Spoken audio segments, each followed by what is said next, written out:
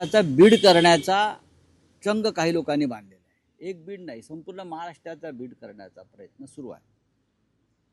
काल मुंबईत रात्री जो प्रकार घडलेला आहे कुणाल कामराच्या बाबतीत, कुणाल कामरा हा एक लेखक आहे, स्टँडअप कॉमेडियन आहे, वक्ता आहे। तो स्वतःचे शो करत असतो, राजकीय व्यंग्यात्मक टीका टिप्पण्या करत असतो। त्याने आमच्यावरही केलेले आहे, त्यांनी आमच्यावरही टीका टिप्पण्या केलेल्या आहेत, आमच्या नेत्यांवर केलेल्या आहेत। काल त्याचं एक गाणं प्रसिद्ध झालं, त्याचं एक पॉडकास्ट प्रसिद्ध झालं। त्यात तो काय म्हणतो आहे, ठाणे की रिक्षा असं काहीतरी आहे ना, ठाणे की रिक्षा चेहरे पे दाढी। ह्याच्यामध्ये कोणाला किंवा कोणाच्या लोकांना अस्वस्थ होऊन त्याचा स्टुडिओ फोडून धमक्या देण्याची काय गरज आहे? 50-60 लोक जातात, हातामध्ये लाठ्याकाठ्या घेतात आणि खार परिसरातील ज्या हॉटेलमध्ये स्टुडिओ आहे ते हॉटेल त्यांनी उद्ध्वस्त केलं। या महाराष्ट्राला एक कमजोर गृहमंत्री लाभल्याचं हे लक्षण आहे। माझं देवेंद्र फडणवीस यांना आव्हान आहे की त्यांनी गृह खातं सोडावं। त्यांना झेपत नाही, गृह खात्याचा कारभार त्यांना झेपत नाही किंवा त्यांना काम करू दिलं जात नाही। बीडमध्ये काय चाललं आहे, परभणीत काय चाललं आहे, नागपूरला काय झालं दंगली, आणि आता तुमच्या डोळ्यासमोर महाराष्ट्राच्या राजधानीमध्ये एका पॉडकास्टरचा स्टुडिओ उद्ध्वस्त केला आणि पोलीस काय झोपा काढत होते? तुमचे पोलीस काय करत होते? या महाराष्ट्रामध्ये सेन्सॉरशिप लादली आहे, काय केलं? आणीबाणी लावली आहे। जर आणीबाणी लावली असेल तर मला स्पष्ट सांगा आम्हाला तुम्ही, हो या महाराष्ट्रामध्ये आम्ही आणीबाणी लावलेली आहे। कलाकारांना, साहित्यकारांना, लेखकांना, कॉमेडियन्सना त्यांचे कार्यक्रम आम्ही टीका टिप्पणी। आपण हे दृश्य पाहतोय, फहीम खानच्या घरावर तोडक कारवाई करण्यात येते। जेसीबीच्या सहाय्याने या ठिकाणी घरावर कारवाई करण्यात आलेली आहे। लोकशाही मराठीवरील आपण हे एक्सक्लुझिव्ह दृश्य पाहतोय। पोलिसांचा या ठिकाणी बंदोबस्त ठेवण्यात आलेला आहे, कोणताही अनुचित प्रकार घडू नये यासाठी पोलिसांचा बंदोबस्त वाढवण्यात आलेला आहे। आपण ही आत्ताची ताजी दृश्य पाहतोय।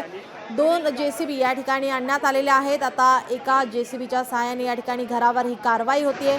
याआधी फहीम खानच्या कुटुंबियांना नोटीस पाठवण्यात आली होती, त्यानंतर सगळी घरातील सामान हे बाहेर काढण्यात आले आणि आता घरावर ही तोडक कारवाई करण्यात येते। आपण ही आत्ताची ताजी दृश्य पाहतोय। फहीम खानच्या घरावर पालिकेकडून आता ही तोडक कारवाई करण्यात येते। अनधिकृत बांधकाम प्रकरणी आता ही कारवाई करण्यात येते। नागपूरमध्ये हिंसाचार झाला, या हिंसाचारातील आरोपी फहीम खान याच्या घरावर आता पालिकेकडून ही तोडक कारवाई करण्यात येत आहे। जेसीबी या ठिकाणी आणण्यात आलेली आहे, पालिकेकडून ही कारवाई होते। पोलिसांचा या ठिकाणी आता बंदोबस्त वाढवण्यात आलेला आहे। मोठ्या संख्येने पोलीस या ठिकाणी उपस्थित आहेत, कोणताही अनुचित प्रकार घडू नये यासाठी पोलिसांचा बंदोबस्त ठिकठिकाणी या वाढवण्यात आलेला आपण पाहतोय। अनधिकृत बांधकाम असल्याने ही कारवाई आता करण्यात येते। याआधी पालिकेकडून फहीम खानच्या कुटुंबियांना नोटीस पाठवण्यात आली होती आणि त्यानंतर आता ही कारवाई करण्यात येत आहे। या कारवाई आधी मात्र घरातील सर्व सामान हे बाहेर काढण्यात आलं आणि त्यानंतर आता ही जेसीबीने ही कारवाई करण्यात येते। आपण पाहतोय नागपूर मनपाकडून ही घरावर कारवाई करण्यात येते। जे अनधिकृत बांधकाम आहे ते आता या ठिकाणी तोडण्यात येत आहे।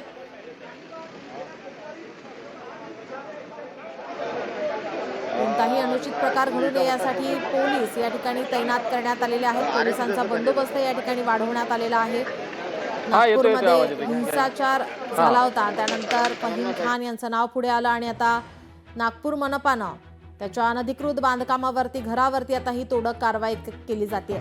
आपले प्रतिनिधी ज्ञानेश्वर आपल्यासोबत जोडलेले आहेत। ज्ञानेश्वर, आपण पाहतोय कारवाईला सुरुवात झालेली आहे। अगदीच आपण पाहायला गेलं तर नागपूर महानगरपालिकेने फहीम खान यांच्या घराला जे ते नोटीस दिली होती। जे काही अनधिकृत बांधकाम आहे ते बांधकामाच्या अनुषंगाने त्यांना नोटीस देण्यात आली होती आणि त्यानंतर आपण कारवाईला सुरू झालेले 2 बुलडोझर मशीन या ठिकाणी आलेले आहे आणि घराच्या समोरील जे काही टिनाचं शेड होतं ते शेड सध्याला जे आहे ते या ठिकाणी पालिकेच्या कर्मचाऱ्याकडून पाडण्यात आले आणि आता त्यांचं जे घराचं बांधकाम आहे ते बांधकाम तोडण्याच्या कारवाईसाठी जे आहे ते बुलडोझरच्या बाजूने जे आहे ते जात आहे। आपण दृश्यांमध्ये पाहू शकतो ज्या पद्धतीने जे आहे ते नागपूरमध्ये हिंसाचार घडून आला त्यामध्ये जे आहे ते मुख्य आरोपी असा संशय असलेला फहीम खान जे आहे ते त्याने 900 चौरस फूट जे आहे ते बांधकाम या ठिकाणी अधिकृत केलेलं होतं. त्याच अनुषंगाने नागपूर महानगरपालिकेकडून जे आहे ते त्याच्या घराला नोटीस देण्यात आली होती. त्याचनंतर पाहू शकतो की घराची वॉल जी आहे ते या ठिकाणी आता पाडायला सुरुवात झाली आहे. दुसऱ्यामध्ये पाहू शकतो की आता जे सिमेंट काँक्रिटीकरण बांधकाम आहे ते बांधकाम देखील आता बुलडोझरने या ठिकाणी पाडण्यात येतो आहे. आणि या पद्धतीने जे आहे ते हे घराचं जे काही बांधकाम पाडणं सुरू आहे. आपण उत्तर प्रदेशच्या धर्तीवर महाराष्ट्रात देखील जे आहे ते बुलडोझर कारवाई होत आहे. आणि या अनुषंगाने कुठे ना कुठेतरी राज्य सरकार महाराष्ट्र सरकार जे आहे ते एक इशारा देते आहे की कोणीही जर या ठिकाणी राज्यामध्ये हिंसाचार जर घडून जर आणत जर असेल तर त्यावर देखील अशाच पद्धतीने कारवाई होणार. हा एक इशारा राज्य सरकारचा या ठिकाणी असल्याचं बोललं जात आहे. पाहू शकतो की अगोदर घराच्या समोरील टिनाचं शेड पाडण्यात आलं आणि आता काँक्रिटीकरणने जे काही घराचं बांधकाम आहे ते बांधकाम देखील पाडण्याच्या या ठिकाणी बुलडोझरने सुरुवात झाली आहे. महानगरपालिकेचे कर्मचारी या ठिकाणी मोठ्या प्रमाणात आहे. मोठ्या पोलिसांचा बंदोबस्त जे आहे ते या संपूर्ण परिसरामध्ये एकूण दाखल करण्यात आलाय.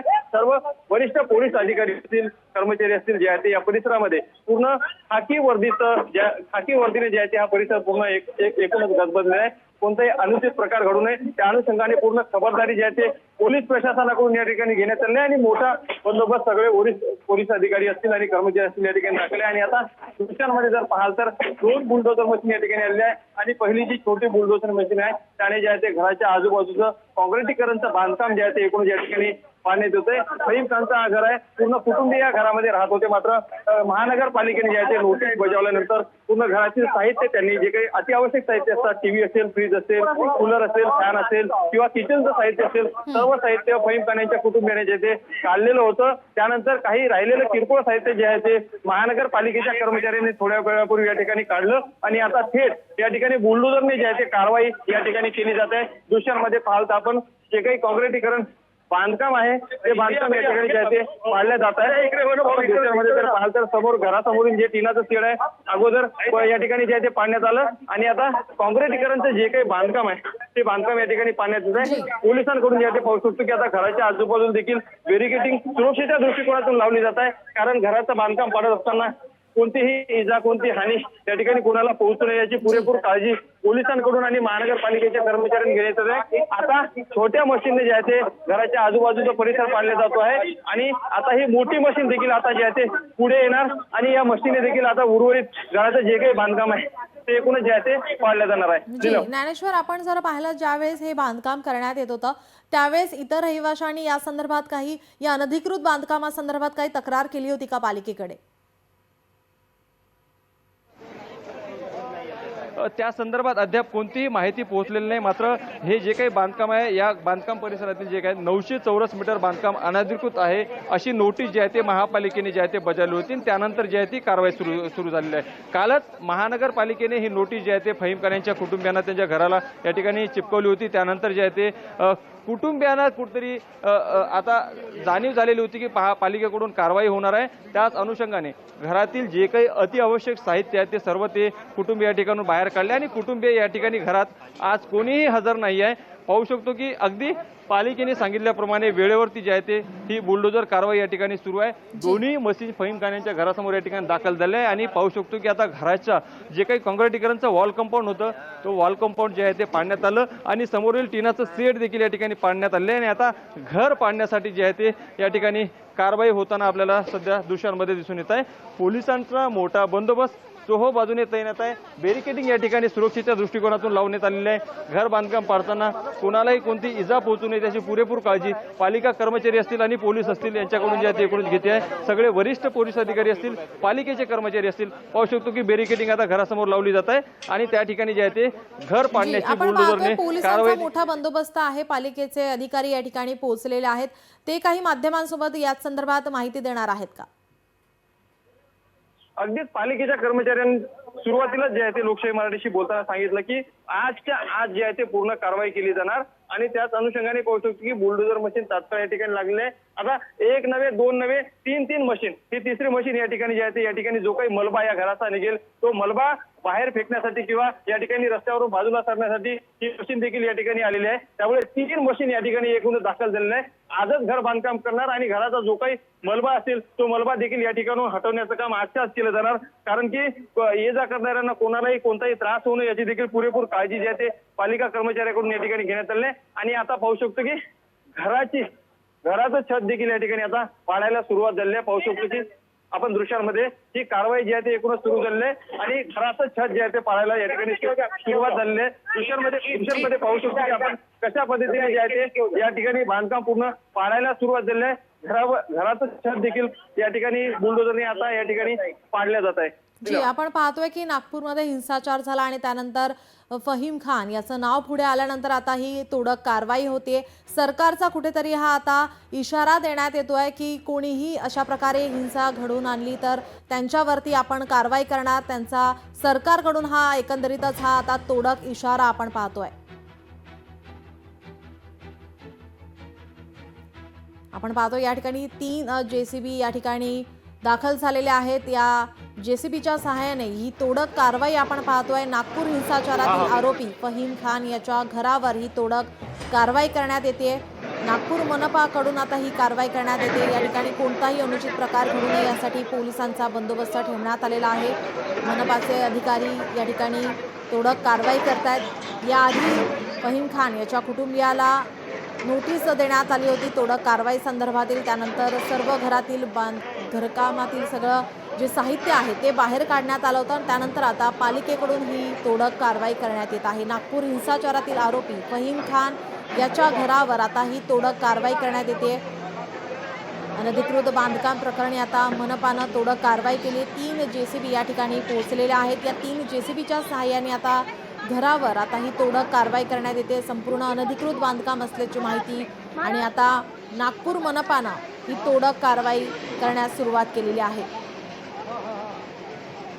कोणताही अनुचित प्रकार घडू नये यासाठी पोलिसांचा बंदोबस्त. तर कोणीही या तोडकामावेळी कोणालाही इजा होऊ नये यासाठी आता या ठिकाणी पोलिसांकडून बॅरिगेड्स लावण्यात आलेले आहेत. आपण ही आत्ताची ताजी दृश्य आणि लोकशाही मराठीवरती एक्सक्लुझिव्ह दृश्य पाहतोय.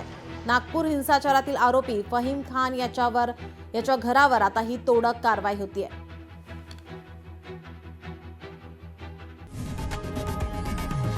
लोकशाही मराठी ऐका, पहा, जागरूक रहा.